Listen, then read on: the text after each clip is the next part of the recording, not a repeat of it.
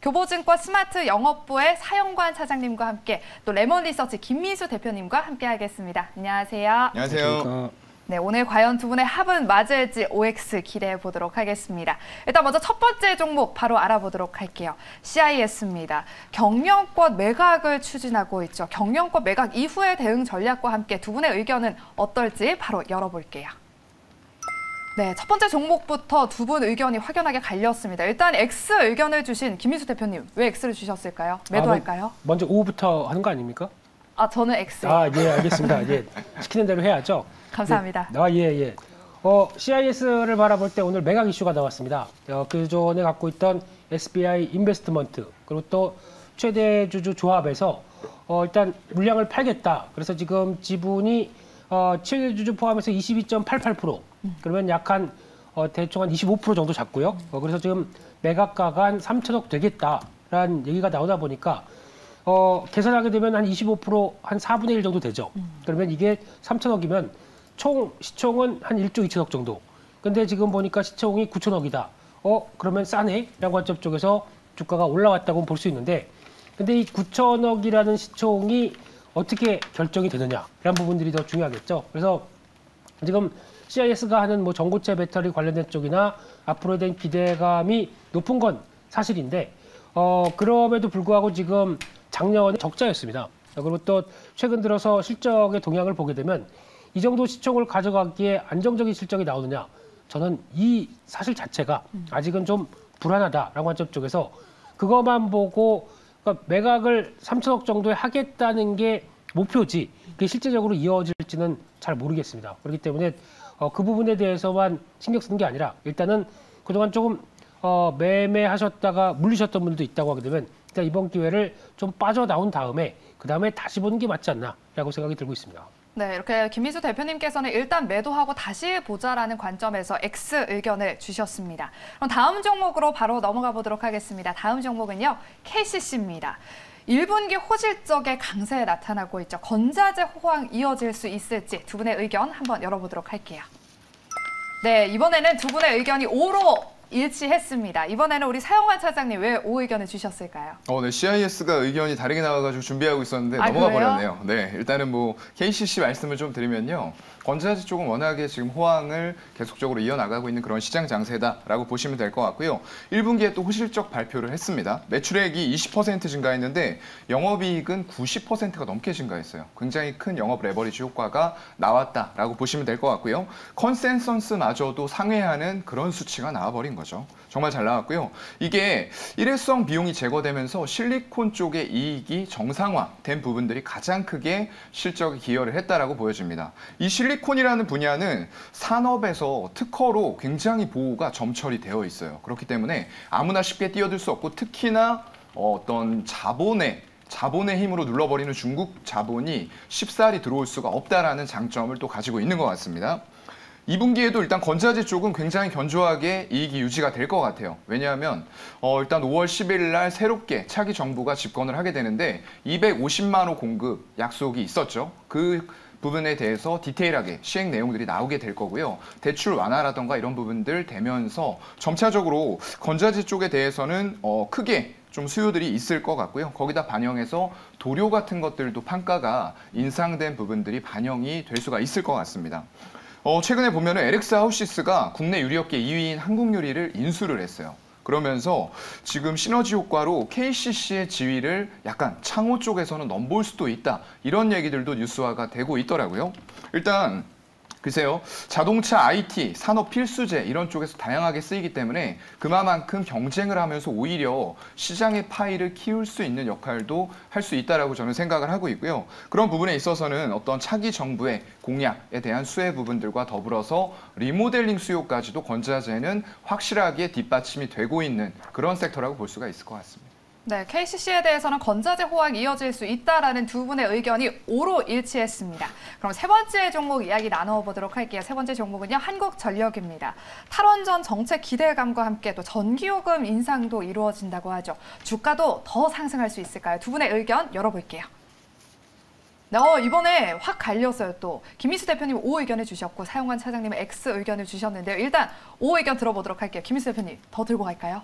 X 먼저 하신다면서요? 아, 이번에 오해예요. 네. 죄송합니다. 아, 괜찮습니다. 예, 이런 다이나믹한 네. 예, 그것도 있어야죠. 그래서 한국전력을 볼 때 지금 전기요금 인상보다 쉽게 말씀드리면 현실화라고 봐야 되겠죠. 이게 앞으로 새 정부 쪽에서 할 일이고 그에 따른 변화가 나온다. 특히 가장 핵심적인 게 기존의 탈원전을 통해서 나왔던 이제 빈 공간을 이제 원전을 계속 유지를 한다는 입장 쪽에서 전력 단가와 관련된 비용들을 통제를 할 수 있겠다라고 하게 되면 오히려 그에 따라서 어떤 전기요금 체계에도 그렇다고 무조건 올리는 게 아니라 지금 어떤 원가를 낮추는 역할들이 원전이 해준다라고 하게 되면 훨씬 더 한전 쪽에서는 좀 더 턴어라운드가 빨라지지 않겠느냐라는 쪽으로 생각을 해야 될 것 같고요.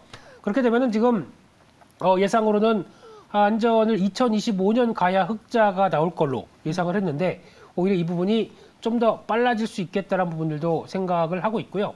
게다가 좀 해도 너무한 게 PBR 0.2배입니다.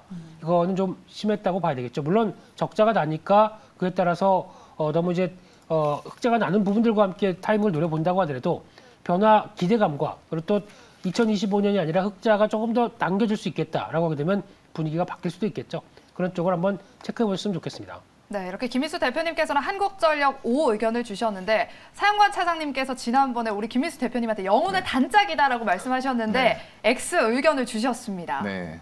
이렇게 좀 갈려야 재밌죠. 그쵸? 너무 일치되면은 시청자분들이 좀 들을 말이 항상 이게 겹치기 때문에 좀 반대되는 그런 의견도 들으시면 좋을 것 같고요. 맞아요. 일단 17년 5조, 20년에 4조 800억, 영업이익 흑자 2번 낸 거 외에는 계속 적자예요. 그리고 올해에도 이 요금 인상이 되지 않으면은 18조 이상의 적자가 날 것으로 지금 컨센서스 나오고 있거든요.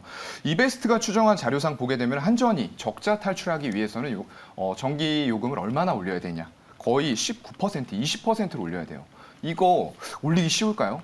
저는 그렇지 않다고 보고 있어요. 일단은 신정부의 초기 지점이고 만약에 올린다고 했을 때 얼마나 많은 국민들의 반발이 있겠습니까? 물론 전기요금이 다른 나라들 대비했을 때 싼 건 맞습니다. 근데 한 번에 20%? 글쎄요. 고개를 가로등할 수밖에 없는 수준이고요. 거기다 더불어서 또 얘기했던 게 연료비 연동제 수준이 아닌 특단의 요금 인상을 하겠다라고 얘기를 했는데 구체화돼서 내놓은 언급은 없다는 거죠.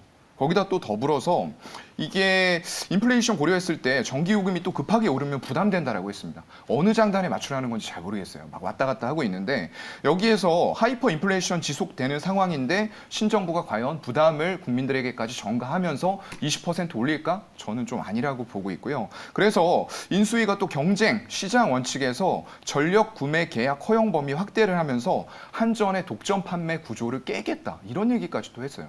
도대체 어디에다가 이 투자 판단을 맞춰야 될지 모르겠고요. 그래서 이런 관점에서 주가는 18,000원에서 2만 원 부근이면 바닥 인식을 하는데 크게 올라갈 일이 있을까라는 생각으로 접근할 수밖에 없을 것 같고요.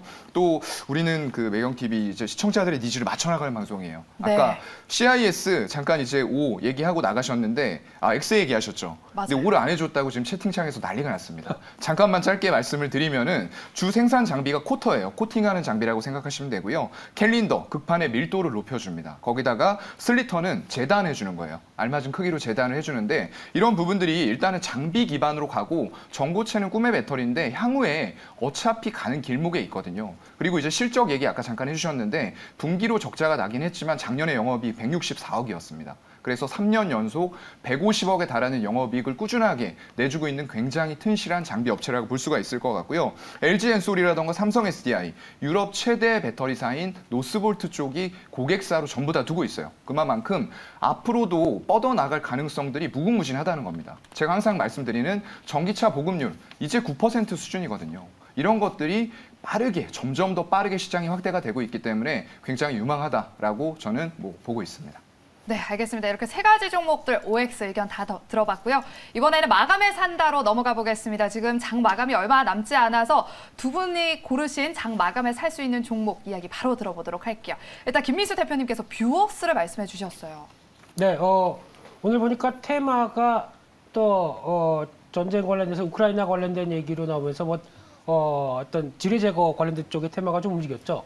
근데 그와 관련돼서 핵심 회사는 뷰웍스인데 이상한 회사들이 움직인다라고 관점 쪽에서 우리 이 회사를 말씀드리고 싶고요. 특히 영상 솔루션 관련된 의료용 엑스레이 디텍터 이쪽과 함께 산업용 이미지 솔루션 관련된 쪽이 나머지를 차지하고 있는데 그쪽에서 산업용 엑스레이 디텍터 같은 경우는 비파괴 검사입니다. 그러면은 뭐 가스관이나 송유관 검사할 때도 필요하고요. 지금 또 강관주 강한데 또 연결이 될 수가 있겠죠. 게다가 또 군사 작전 지역의 폭발 위험물 감지와 관련된 쪽을 할 수 있다라고 하게 되면 가서 뭐 어설픈 로봇 가서 하느니 이렇게 좀 감시 잘하는 기술 갖고 있는 회사가 훨씬 더 부각받는 게 맞겠다라고 보여지고 있고요. 특히 1분기 실적 컨센서스 상회했습니다. 그런데 올해 매출도 한 10% 늘어날 걸로 보여지고 있고 하다 보니까 시총 4천억대 그렇게 부담이 없다는 쪽으로 바라보고 있습니다. 네, 그렇다면 뷰웍스는 가격 전략은 어떻게 잡아볼까요? 네, 이제 종가 정도에 접근 가능하리라고 보여지고 있고요. 목표가는 일자로 46,500원대, 손절가는 37,500원으로 말씀드리겠습니다. 네, 이렇게 김민수 대표님께서는 뷰웍스 말씀해 주셨고요. 사영관 차장님께서는 비오를 말씀해 주셨어요.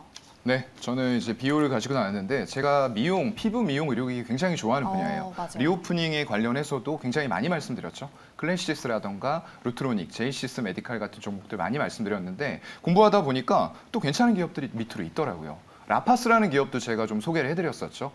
마이크로 니드를 이용한 패치제를 소개를 해드렸었는데 이 기업도 마이크로 니드를 이용을 하고 있더라고요. 그래서 피부에 작게 생채기를 마이크로 니드를 통해서 미세하게 내줍니다. 그리고 그쪽으로 RF 고주파 전류를 흘려주면서 좀 자가 재생을 할 수 있는 그런 피부 미용 의료기기를 특허를 내면서 만들고 있더라고요. 굉장히 좀 유망하다라고 보고 있고요. 일단은 피부 미용 치료기기 개발 판매하는데 2010년도에 출시된 스칼렛이 계속적으로 조금 업그레이드 되고 있는 그런 모습이고요. 실펌 X까지 20년도에 이제 RF 기반으로 고주파죠. 출시를 했는데 이게 특정 조직에 선택적으로 열반응을 한다고 합니다. 그래서 열반응 유발해서 치료를 유도하는 그런 장비다라고 보시면 될 것 같고요. 이게 미국 FDA 쪽과 유럽의 CE 승인을 전부 다 받았어요. 이거 굉장히 중요합니다. 쉬운 게 아니거든요. 이런 거를 획득을 하게 되면은 향후에 수출 구조로 갔을 때 굉장한 이점을 얻을 수 있는 그런 인증이다라고 생각하시면 될 것 같고요. 일단 보유 지적 재산권이 90건이 넘더라고요. 굉장히 특허 기술을 많이 가지고 있는 상태에서 미국 수출 비중도 좋은 상태에서 작년에 실적 잘 나왔고요. 올해에도 소모품 매출 비중 25%, 작년에서 올해는 35%까지 넓혀가면서 실적이 사상 최대로 또 전망이 된다고 합니다. 네, 이렇게 비율 말씀해 주셨고요. 매수가는 2,400원으로 설정해 주셨고요. 목표가는 3,500원, 손절가는 2,000원으로 가격 전략 제시까지 도와주셨습니다.